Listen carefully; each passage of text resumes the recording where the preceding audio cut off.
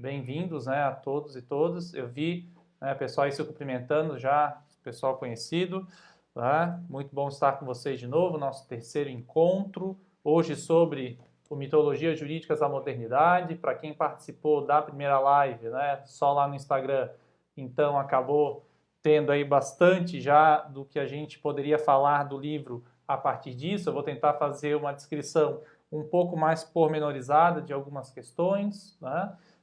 E depois falar um pouquinho de como eu vejo algumas particularidades do livro, creio que possa servir para nós. Primeira coisa, como o professor Arno falou, existe uma diferença interessante, que eventualmente para quem, por exemplo, conseguiu à época pegar o livro na biblioteca ou quem já adquiriu o livro de algum modo, anotar o seguinte: essa edição que eu tenho aqui é a segunda edição. No Brasil só existe até a segunda. Como o professor Arno falou, na Itália a gente tem o original, a terceira edição. Mas nós vamos trabalhar aqui hoje o núcleo duro do livro, que é a primeira edição, que são os 3 primeiros artigos mais a introdução. Então são os artigos sobre, né, a ideia de lei e justiça, o artigo sobre mitologias jurídicas da modernidade propriamente dito e o artigo sobre códigos, acrescentado daquela introdução metodológica que talvez, por poucas páginas que sejam, são bem ricas e conseguem resumir bastante algumas dessas ideias que depois são aprofundadas ao longo do livro. Né? Então, basicamente, qual é a ideia do professor Grossi? Né? Então, ele já traz isso no prefácio. Ele quer denunciar simplismos e tirar a paz dos juristas. Então, perceba-se que é um objetivo bastante ousado. Né? E ele vai fazer isso justamente discutindo, né, o papel da história do direito, o papel que ele entende que é o papel da história do direito, que ele repete em vários escritos, que é de servir o historiador do direito enquanto uma consciência crítica do jurista. Já falamos disso aqui várias vezes. O historiador do direito é uma espécie de um grilo falante, né, nos ombros do jurista. Ou seja, o objetivo dele é revelar a complexidade do fenômeno jurídico. Né? E muito menos, né, como o professor Arno tinha falado ali no final, na sua despedida da live, ser um erudito que sabe leis antigas, conhece os antigos julgados, os antigos juristas, ou seja, um mero exercício de erudição. Ainda que seja importante, porque um historiador constrói a história a partir de fontes, tá? Essa não é a tarefa principal. Digamos que a tarefa programática acaba se colocando. E se coloca, especialmente porque o jurista moderno, talvez menos vocês que estão começando a faculdade agora e que, eventualmente, quem se formou aí nos últimos anos, tenham, que é a ideia de um jurista que tem uma série de certezas. Né? E certezas axiomáticas, valores os quais não se discutem, né? Ou seja, em que muitas das vezes o conhecimento e crença se confundem. E basicamente a discussão que se faz aqui entre a confusão entre crença e conhecimento se dá a partir da ideia de lei. Tá? Então é na ideia de lei em que isso fica evidente. Tá? Então é esse um pouco o ponto que a gente tem que colocar aqui. Ou seja, isso não significa, por outro lado, falar que a lei, a legalidade e outros pontos que a gente vai poder discutir não sejam importantes, tá? E que não sejam conquistas, né, históricas, conquistas civilizacionais. Elas até de um lado podem ser vistas desse modo, mas elas devem ser vistas também enquanto soluções provisórias, porque o devir histórico nos demonstra que as várias soluções jurídicas ao longo do tempo foram provisórias. Nenhuma delas perdurou nos últimos 2.500 anos, 3.000 anos de civilização ocidental. Elas foram mudando ao longo do tempo. Então é um pouco essa ideia principal que a gente está colocando aqui. Né? Ou seja, entender que essa eventual conquista, né, ela pôde também, como de fato o professor Gross explora bastante bem no segundo artigo do livro, né, instrumento para a defesa de determinados interesses muito contingentes. Leia-se aqui os interesses burgueses, né, por assim dizer. E que essa simplificação do direito enquanto lei, ou seja, essa ideia de um direito focado apenas em uma única fonte, em detrimento de outras, né, tem como consequência uma simplificação do direito. E essa simplificação é justamente entender o direito enquanto um comando de uma autoridade superior para uma autoridade inferior que se caracteriza por meio de uma construção que hoje a gente chama de norma. Ou seja, perde-se aqui aquilo que o professor Grossi vai chamar de um caráter sapiencial do direito, ou seja, de entender o direito enquanto conhecimento, o direito enquanto experiência, ou seja, né, digamos, um entrecruzamento entre esse mundo erudito e esse mundo popular, a qual, né, os juristas passam simplesmente a impor os comandos feitos pela lei do Estado, tá, seja um mundo, seja o outro. Ou seja, perde-se a ideia de que o direito ele é fruto da sociedade. O direito se torna mero fruto da política, e de uma política que, como isso também já é bastante conhecido, se dá numa perspectiva afastada da sociedade em concreto. Tá? E que o professor Gross enxerga como uma possibilidade de tentar reconectar esses dois mundos que parecem perdidos, tá? Uma visão ordenamental, digamos assim, do direito, ou seja, uma visão que entende o direito enquanto ordenamento jurídico, ou seja, que a ideia da organização do direito se coloca anterior à visão do direito enquanto norma.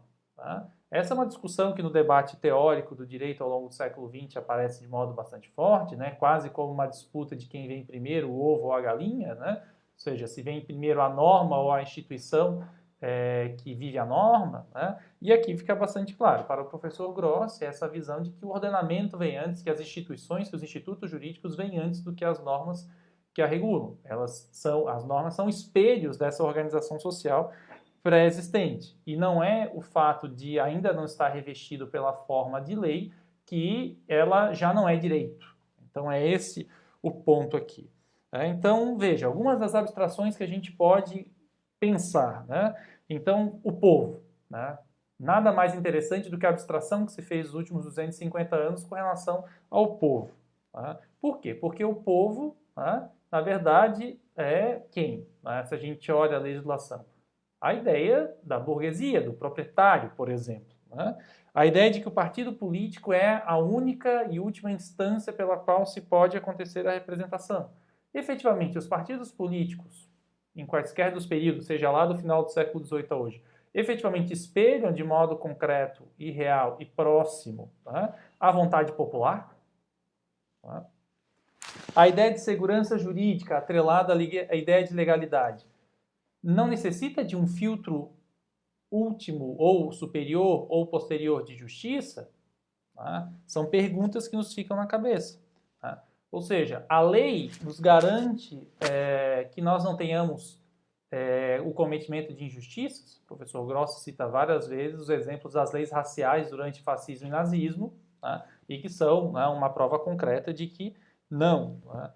E por fim, algo talvez até hoje já um pouco diferente para nós no mundo brasileiro com relação do que acontecia na época e ainda hoje na Europa, o problema da irresponsabilidade política.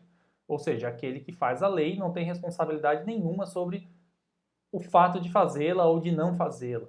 Tá? Talvez no Brasil, onde nós tivemos aí uma sucessão de parlamentares presos nos últimos anos, a gente possa pensar isso de algo de um modo um pouco diferente. Né? Ou seja, eventualmente, por exemplo, Eduardo Cunha, afinal, foi condenado por colocar vários jabutis, como assim eram chamados, nas leis brasileiras. Mas, né, isso aqui é algo que a gente pode fazer uma discussão ulterior. E uma questão importante para a prática da vida do direito é que, se nós olharmos as fontes do direito, o que efetivamente acontece, nós vamos perceber que a prática desmente a teoria. Ou seja, aquilo que as teorias do século XX vão dizer que são fontes do direito, e basicamente a fonte é a lei e todo o resto são manifestações menores ou pontuais ou supletivas, mas fonte mesmo é única e exclusivamente a lei, não é mais o que acontece na prática. O mundo dos privados já mostra que essas coisas acontecem de modo diferente. Então é um pouco essa a provocação. E, como o professor Grossi coloca, não são meras provocações, são fatos. Tá? Não é uma proposta teórica. Tá? Quem talvez faça uma proposta teórica a partir da história do direito seja o professor Espanha, né? Até esqueci de buscar o livrinho, tá? O pluralismo jurídico e direito democrático, que daí ali talvez sim você tenha uma proposta teórica para o direito a partir do pensamento histórico-jurídico. Aqui não, aqui a preocupação é muito mais de compreensão do objeto historiográfico, ou seja, de como você analisa, tá, os materiais que estão à sua disposição para fazer história do direito. Ou seja, é nesse sentido, por exemplo, que entra a ideia de comparação. A ideia de você ver mundos muito diversos, o professor Gross utiliza aqui a metáfora da diferença entre o medieval e o moderno, e por isso que a gente fez nessa sequência, hoje, né, o Mitologias, e na semana passada, a Ordem Jurídica Medieval, justamente para entender em que modo esses livros conversam entre si. O Mitologias é posterior, inclusive, cronologicamente, foi escrito depois, é escrito em boa parte, como a gente lê no prefácio, na introdução, a partir das críticas que foram feitas à ordem jurídica medieval, para justamente mostrar as idiosincrasias, os problemas que o direito moderno há, em alguma medida ainda, e que servem para nós olharmos isso. E que justamente isso serve para aguçar o olhar do historiador, ou seja, o historiador que conhece a diferença entre esses vários mundos, entre o mundo medieval e o mundo moderno, e conhece também as diferenças internas entre o mundo medieval e o mundo moderno, cada um dentro de si, ou seja, que é diferente falar do século XVIII do século XXI. Tá? Então, é justamente esse contexto que nos dá a possibilidade de pensar e repensar a história do direito. Ou seja, não se trata de fazer uma avaliação negativa da modernidade, uma avaliação otimista da Idade Média. Tá? Inclusive, o professor Gross vai dizer que otimistas são os modernos com relação à modernidade, mas serve justamente para dar a real dimensão, ou seja, do que são 250 anos de modernidade e do que foram 1.500 anos de ius communis, de direito medieval, de direito antigo. Então é isso. E daí, nesse sentido, que a gente lança a construção da obra, ou seja, primeiro, a discussão acerca da justiça, do conteúdo de justiça das leis. Depois, a construção mais ampla de como se dá essa organização das mitologias jurídicas da modernidade, como elas conseguem se propagar. O professor Gross utiliza várias vezes essa expressão, essa propaganda moderna, e é um pouco mesmo isso, a propaganda de uma civilização que encontra no direito um modo de se fazer presente, de se fazer vivo. Tá? E para depois, por fim, a gente discutir uma ideia que é muito particular, que eventualmente quem está entrando agora, quando mal entrou na faculdade de Direito, seja menos familiarizado, mas que é uma ideia muito próxima dos juristas em geral, que é a questão do código. O que é um código, para que serve um código, como um código se organiza e quais são as consequências da existência ou da não continuidade de existência desses códigos no mundo moderno. Tá? Pessoal, só para avisar que, se eventualmente, ainda falta bastante, mas se eventualmente a bateria do meu telefone acabar, eu continuo lá no Facebook, porque o Facebook está ligado ao computador, mas eu creio que a gente consiga terminar a aula tranquilamente. Aquele comecinho ali, a primeira meia hora de problemas da transmissão com o professor Arno, me roubou uma bateria a qual me dá um probleminha. Vocês sabem que daí, como a única saída agora do telefone é bateria e fone de ouvido, acaba me complicando um pouquinho. Tá? Para fazer a discussão entre lei e justiça, o professor Grossi vai se utilizar fortemente da ideia de comparação e a ideia de comparação entre o medieval e o moderno. Tá? Ou seja, vai justamente colocar que todas as garantias, ou as principais garantias que o direito moderno fornece são garantias formais. Ou seja, as garantias estão pelo fato do direito ser feito por uma autoridade competente, que tem fundamento democrático, e que se organiza em determinados poderes do Estado, onde cada um tem uma atribuição específica, é que o direito possibilita proteção, tutela às pessoas. Ou seja, a justiça é um objetivo do direito, mas não há nenhuma garantia. Os exemplos de leis injustas nós temos aí aos borbotões. Tá? E que essa redução do direito à lei é recente. Tá? Então, qual é a questão? Como a gente viu com bastante detalhe na semana passada, basicamente a relação entre direito e política na Idade Média, ela é muito diferente da nossa moderna.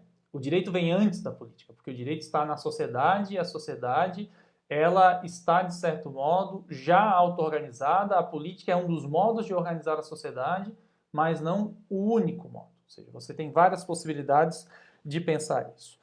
E o modo como o professor Grossi apresenta, e aqui é interessante a gente olhar, é a partir de alguns exemplos concretos. Quando ele vai, por exemplo, citar como São Tomás de Aquino, na Suma Teológica, explica a lei, o que é lei, ou melhor dizendo, lex, para utilizar o léxico medieval, ou seja, para a gente não misturar as categorias.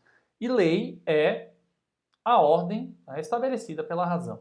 Tá? Ainda que, né, você tenha ali na própria afirmação do Tomás de Aquino, que o professor Grossi traz, a ideia de que ela é declarada, proposta, né, por um governo.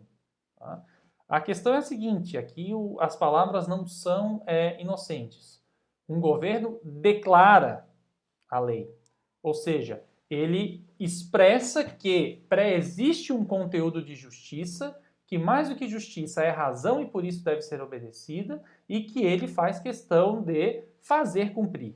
É isso que se declara. Para quem eventualmente já é formado em direito, sabe, né, quando você quer falar o efeito de uma ação declaratória, o que significa uma sentença declaratória. Ele simplesmente expressa, né, algo que já existe. Tá? Então, é isso, ou seja, quando você declara que uma lei é inconstitucional ou constitucional, ela já era inconstitucional quando ela foi feita. Ela já era constitucional quando foi feita, no caso de MADI ou de MADC. Tá? O que se está aqui é declarar essa, né, existência desse fato, ou declarar a existência, a pré-existência de uma relação jurídica. É diferente de algo que é constitutivo, ou seja, que forma. Né? Então, é isso, o que forma o direito antigo, o direito medieval, é a razão. Né? Ou seja, a ideia de lex é muito mais uma ideia de ler a realidade do que ligar a realidade, do que conectar. Os sinais de modernidade que começam a surgir a partir do século XV, XVI, são justamente a estatalidade do direito e a transfiguração da lei, ou seja, o direito passa a ser, né, dado pelo Estado cada vez mais, né, e a lei passa a ser um ato político, né, e não mais um ato apenas fruto da razão. Né? Ou seja, o Estado não fica mais coordenando questões menores, né, como era o caso das leis de polícia, a Polizei, que a gente tem, por exemplo, o professor Ayrton Zilander, que muito bem estudou. Então você tem justamente a modificação de uma sociedade que era coletivista para uma sociedade que era individualista. E por isso o poder no príncipe passa a ser absoluto e perpétuo. Ou seja, esse poder não permite, tá, disseminação nesse mundo. Ainda que o Baudin, quando vai falar da soberania, nos seus 6 livros da República, vai acabar falando do direito também, a ideia de que existe uma nova política, a ideia de soberania traz um pouco essa ideia. E, por outro lado, o direito ainda obedece a essas ideias de São Tomás de Aquino. O direito ainda é fruto da razão. Mas é evidente, a gente já sabe que cada vez mais, e a França é o grande laboratório que o professor Grossi usa para explorar isso, o príncipe se coloca cada vez mais como legislador e cada vez menos como um juiz, como aquele que faz a justiça no caso concreto. Tá? Então, bem, aqui que ocorre essa diferenciação, que para quem já foi meu aluno de História do Direito sabe que eu insisto bastante, entre lex e loi, ou seja, a lex no medieval e a loi, a tradução francesa que o Baudin traz para a lei, tá? E que nós podemos traduzir como a lei dos antigos, a lex, e a lei dos modernos, a lei. Tá? E que ali você tem, na citação do Michel de Montaigne, para quem leu o texto também, algo muito interessante. Michel de Montaigne vai dizer que as leis têm um fundamento místico de autoridade. Tá? E qual é o fundamento místico? As leis não são obedecidas pelo conteúdo a qual elas trazem, mas elas são obedecidas porque são leis. E ele ainda acrescenta que quem obedece às leis pelos motivos e não porque ela é um comando, ele não entendeu a razão pela qual ele está obedecendo à lei.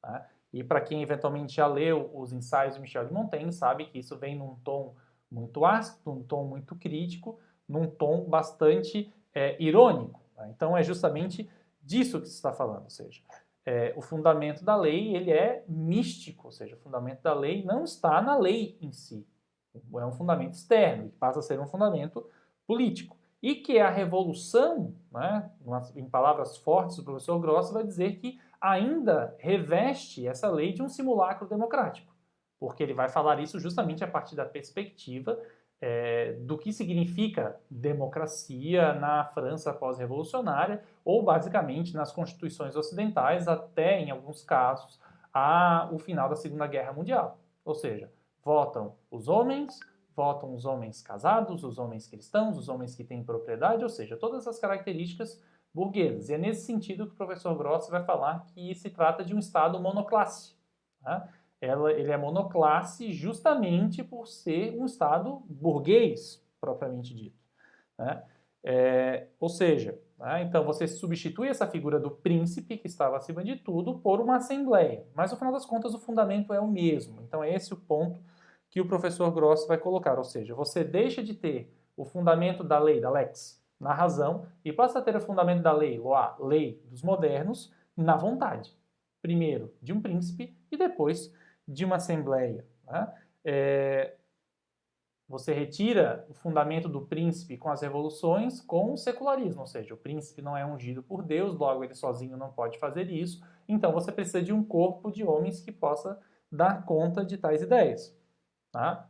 Nós podemos entender a democracia como valor e que isso é melhor do que era, mas de qualquer modo, não importando se é o príncipe ou se é a assembleia, nós temos o fundamento da lei como uma vontade política, uma força política, e não propriamente o conteúdo dessa lei. Né? Bem sabemos que já os revolucionários franceses, com os jacobinos, começaram a cortar cabeças, terminando por cortar as deles mesmos, ou seja, os conteúdos da lei sempre foram bastante controversos. Né? Então isso é bastante interessante colocar.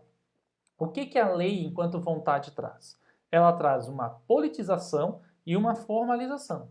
Ou seja, a lei se torna fruto da política e não mais fruto da sociedade, e a lei, para que possa ser fruto da política, se constrói a partir de determinados processos formais, o que a gente hoje chama, tecnicamente, de processo legislativo.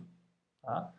Então, é um pouco isso aí que se apresenta. Só para avisar o pessoal do Instagram, eu estou com 10% de bateria, então, eventualmente, daqui a uns 5, 10 minutos, a conexão pode cair por aqui. Então, eventualmente, vocês podem acessar a continuidade lá pelo Facebook. Né? Daí tem o link da página do Facebook onde está rolando a transmissão ali no meu perfil. Tá? Podem ficar à vontade para escolher o método de fazer isso. Então, é esse o itinerário que o direito traz. Tá? Baudin, como a gente tinha falado, ainda entendia, era um sujeito de transição, o pé da política na modernidade, o pé do direito no antigo, vai dizer que o fundamento da lei, do direito, é a equidade. O fundamento da lei é o comando. Ele vai tentar começar a traçar distinções entre direito e lei. Essa é uma distinção importante que, naquele cenário do século XVI e XVII, se faz. E que justamente os revolucionários vão acabar. Não, direito é lei e acabou. E daí você tem um completo descolamento da sociedade. Tá? E que somente nos pós-guerras, talvez no caso brasileiro de modo mais efetivo a partir de 1988, é que você começa a fazer discussões acerca do conteúdo do direito, ou seja, que efetivamente você possa, por instrumentos técnicos como o controle de constitucionalidade, eventualmente dar conta dessas questões. Tá? Esse é basicamente o conteúdo da primeira conferência, essa primeira mensagem. Uma mensagem bastante direta, bastante rápida, mas bastante eficaz nesse sentido.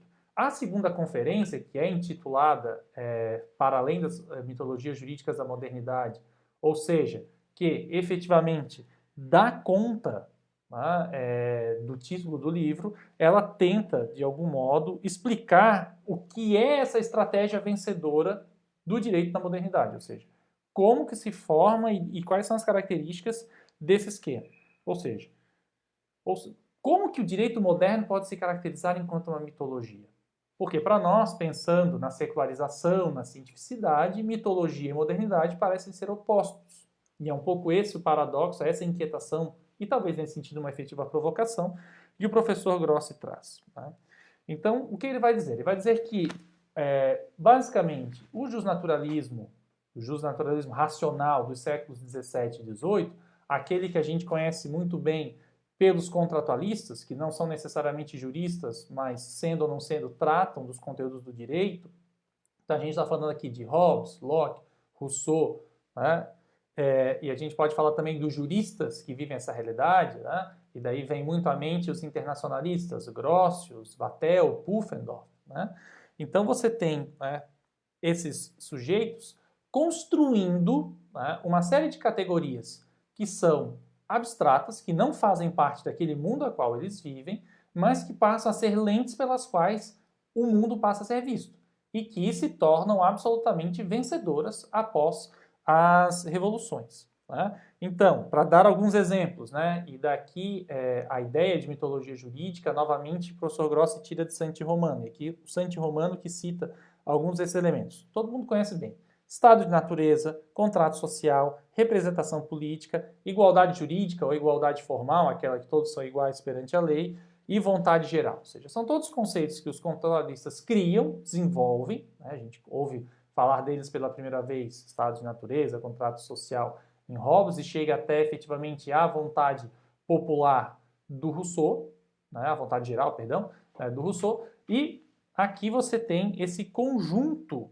tá, efetivo de mitologias que não existem naquele mundo, elas não estão presentes no mundo dos príncipes absolutos, tá, mas passam a explicar esse mundo. E é um pouco justamente dessa ruptura que acontece no século XVIII, tá, em que esse mito, né, esses conceitos absolutos que são anti-históricos, porque não se dão com a realidade dos fatos e que não sustentam, tá, passam a ser o suporte para, né, o movimento iluminista e para as revoluções burguesas que ocorrem. E é nesse sentido que o direito entra ali. Tá? Então, porque todas essas características transfiguram o direito, mas transfiguram o direito sem uma base fática, mas a partir de um projeto político, um projeto filosófico. Então é esse o ponto aqui. Né? E o papel do historiador do direito é necessariamente apresentar esse estranhamento, ou seja, essas coisas não aparecem do nada, essas coisas elas não condizem com a realidade dos fatos daquele período. Ainda que você tenha sementes importantes nessa experiência do absolutismo francês, mas não é uma ligação direta. Você tem aqui, né, uma série de ideias filósofas que começam a ganhar corpo e dar conta disso. E que somente no século XX, ao longo do século XX, elas passam a ser objeto de desconfiança.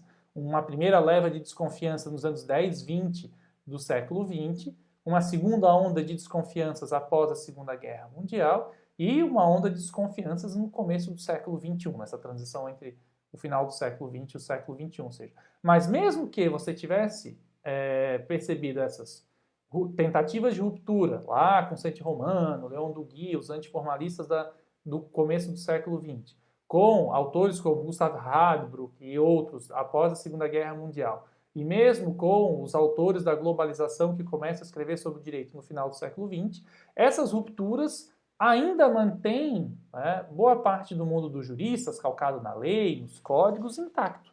Né? Então é um pouco essa a questão que se coloca aqui. Né? Ou seja, é tentar perceber que a história não cabe nesses teoremas. Eu acho que essa é um pouco a mensagem que o professor Grossi traz, ou seja, como fazer uma história do direito sem entender que essas várias categorias não explicam a realidade, ou quer dizer, elas tentam explicar a realidade, mas elas não são a realidade em si. E que o papel do historiador do direito é justamente tentar verificar essas diferenças. Né? Então, é um pouco disso que a gente acaba percebendo. É nesse sentido que você cria, né, um Estado monoclasse. Um Estado que cria filtros para a participação social, um Estado que é elitista porque cria obstáculos para a representação e claramente é um Estado que defende os ricos, tá? Porque são eles que dão conta e tomam o Estado após as revoluções do final do século XVIII. Tá? E a questão que se coloca é a seguinte, então quando nós estamos fora da lei, está apenas o poder? Não. Talvez seja justamente ao contrário, perceber que a lei no sentido formal do termo, né, a gente falou disso, a forma que reveste a norma, para utilizar uma figura mais rápida, né, ela é uma fortaleza na qual tenta se esconder nessas sombras essas várias mitologias. Ou seja, a lei acaba escondendo. Ou seja, então, não é que fora da lei exista apenas arbítrio. O fato é que a ideia de lei por si só contém, em alguma medida, maior ou menor, e aqui o fundamento democrático tem um papel importante, mas em alguma medida ela é sim um ato de força, tá? Nesse sentido a qual modernamente ela se coloca, falando lei especificamente, não norma no sentido teórico mais geral. Então é nesse sentido que a gente precisa pensar como a modernidade jurídica vai dar conta disso. E, basicamente, a operação, que a gente ainda discute com mais atenção na última conferência sobre códigos, a tomada pelo poder político do direito privado, que não era um direito privado, um direito civil como a gente conhece hoje, mas era um direito dos privados, muito calcado no costume, um direito com larga autonomia do mundo político. Se a gente pensa que esferas do direito, como o direito penal, já desde a transição para alta, para baixa Idade Média, já são tomados pelo Estado, né? A ideia de governar castigando é uma das maneiras básicas pelas quais o Estado moderno vai se fortalecendo. Aí, na modernidade, ele consegue alcançar essa última esfera, que é justamente essa esfera, né, do direito privado, dos contratos, da propriedade, das relações civis, que passam a não mais ser reguladas pelos costumes, mas passam a ser reguladas por lei. E nesse sentido, o professor Gross faz uma afirmação bastante forte, que esse controle do direito privado pela burguesia cria uma dimensão patológica de convivência civil. Ou seja, não mais uma fluidez de como as coisas acontecem, né, de como as práticas vão se reorganizando ao longo do tempo, mas parece que também o direito privado, adstrito ao princípio da legalidade, toma as características daquilo que já existia no direito penal, de um direito basicamente baseado na potestade. Lembrando aqui, né, os estudos do professor Marius Bricoli sobre o crime lesa majestade, que a gente tem também uma expressão importante disso no trabalho do professor Arnold Rios, Os Estados e seus Inimigos, ou seja, essa lógica do poder do príncipe ser a medida de todas as coisas, absorve todas as dimensões do direito, e não mais as dimensões do Estado com o público, mas também o privado entra nisso, né? E a ideia é justamente perceber que existe juridicidade para além do Estado e do poder, ou seja, nós podemos encontrar, né, algo nesse sentido, né? E que isso, tentar encontrar o direito para além do Estado e do poder, não é um mero simplismo, né?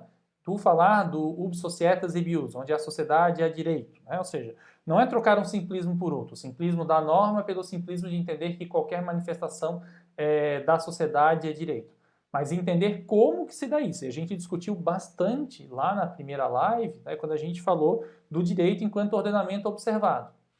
Então, ele é ordenamento porque ele pressupõe organização, ou seja, essa é uma ordem que se estabelece a partir de um determinado rigor, isso é bastante importante, e é observado no sentido que não é obedecido, ele é uma postura ativa, não é uma mera postura passiva, né, de simples submissão à norma, mas é a compreensão racional de que a utilização de determinado expediente serve para com que as relações se tornem mais estáveis, mais interessantes. Então, é um pouco essa perspectiva que se coloca aqui. E que a visão moderna potestativa é uma grande redução no final. Tá?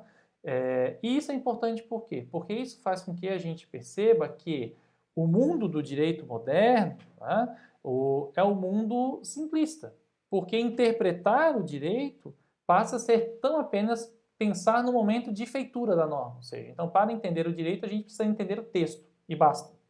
Entender o texto passa a ser buscar coisas como, eventualmente, buscar a vontade do legislador ou algo que o valha, né? Então, isso é bastante importante. Eu estou vendo que o pessoal está fazendo perguntas, né? As perguntas do Instagram provavelmente eu vou ter que responder depois, né? Porque a live, como eu falei, a minha bateria está acabando e daqui a uns 5 minutos a tensão ela deve cair, daí já falo para o pessoal participar ali no Facebook, né? O link para acessar a live do Facebook está ali no meu perfil do Instagram, né? E depois eu vou respondendo as perguntas privadamente, ou depois eu respondo lá no Facebook coletivamente via vídeo, né? A gente está tentando colocar os vídeos no Instagram, mas vamos ver se vai dar certo também. Não é muito simples esse mundo da informática.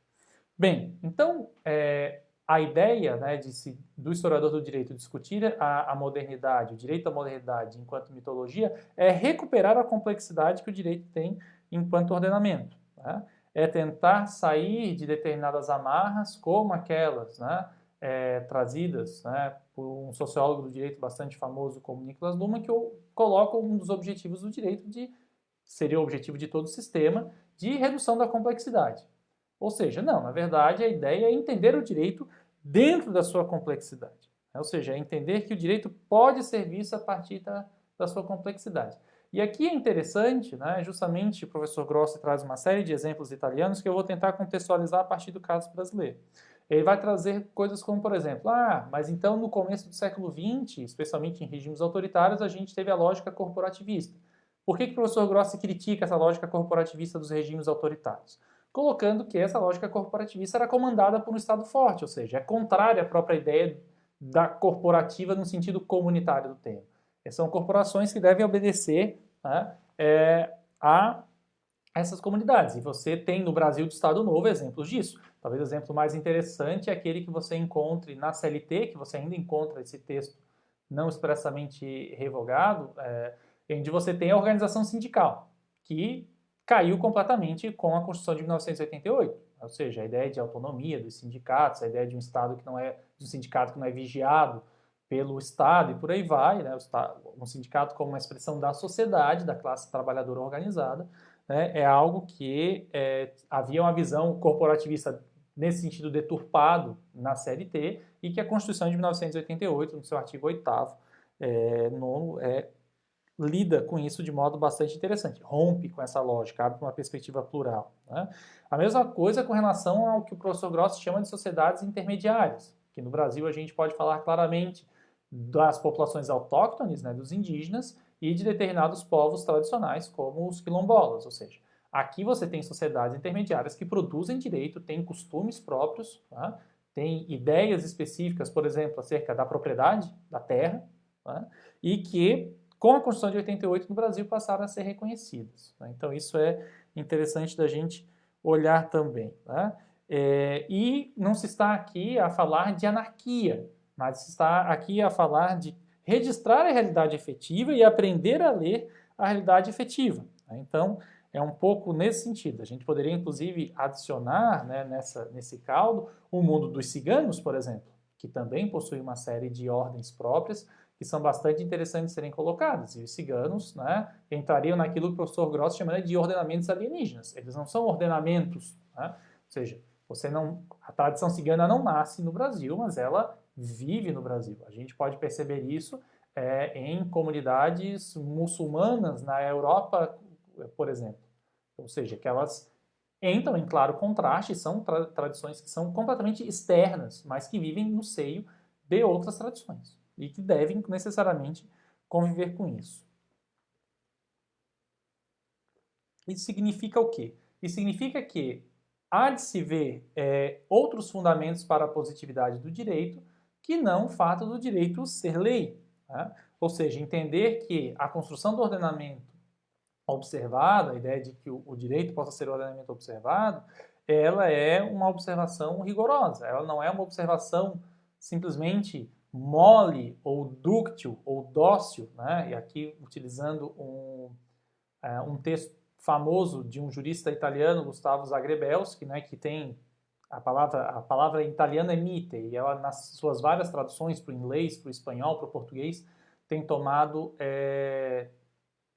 significados muito diversos entre si.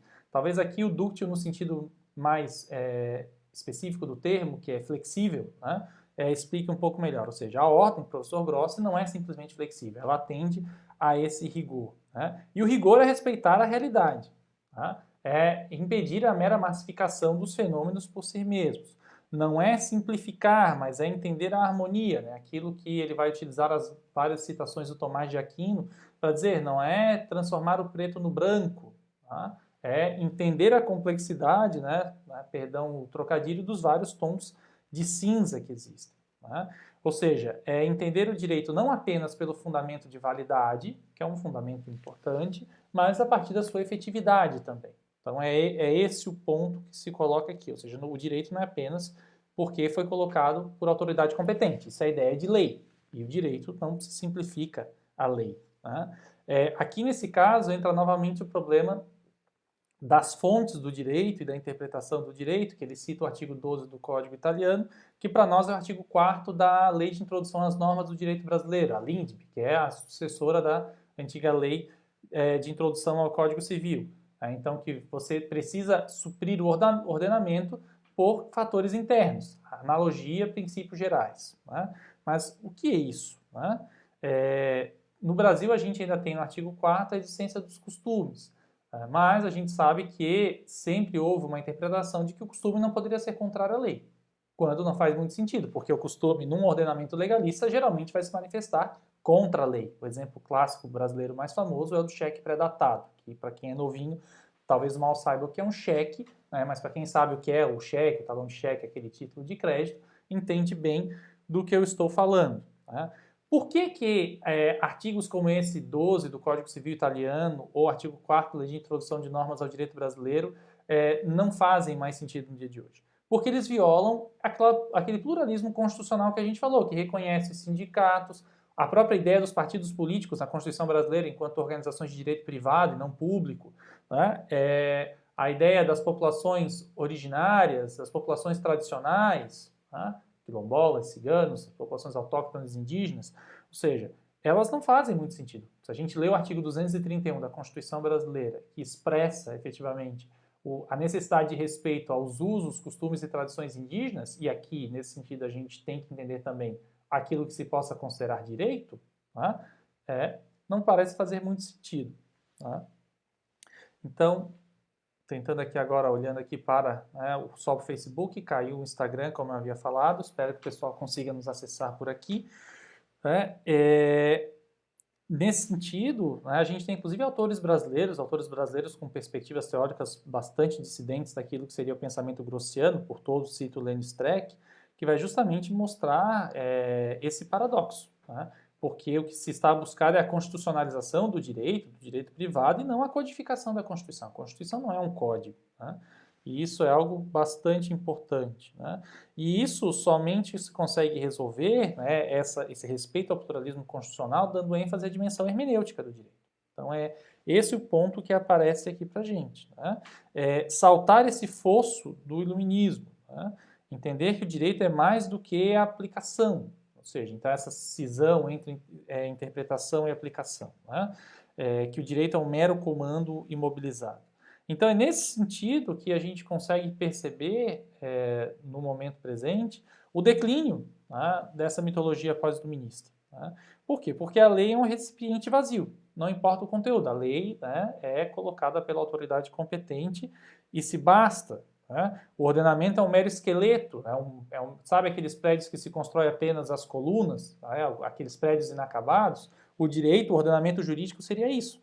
Bem, e é justamente isso, para quem assistiu à live do professor Arno, que se quer dizer com uma crítica ao legicentrismo à da idolatria, ou seja, né, uma idolatração, uma idolatria da forma. Né? Entender que o problema da discricionariedade legislativa precisa ser visto a partir da chave hermenêutica, a partir dos escritos da Corte Constitucional, ou seja, e no caso brasileiro, no caso do STF. Né? Ainda com todas as contradições que o nosso STF tenha, né, numa ordem pluralista, você depende, de algum modo, de um órgão que possa julgar a partir de regras plurais, né, aqui o professor Gross cita o princípio da razoabilidade, né, por muitos criticados, mas de algum modo capaz de você tentar construir essas coisas. Né. Então, é justamente não apenas uma ancoragem no direito constitucional, naquilo que as cortes falam, mas uma ancoragem numa Constituição no sentido material, ou seja, entender a Constituição não apenas como texto, né, mas entender a Constituição enquanto um conjunto de saberes, de práticas encarnadas socialmente. Então é esse o ponto que se estabelece aqui para a gente. Isso que é importante de nós levarmos atenção.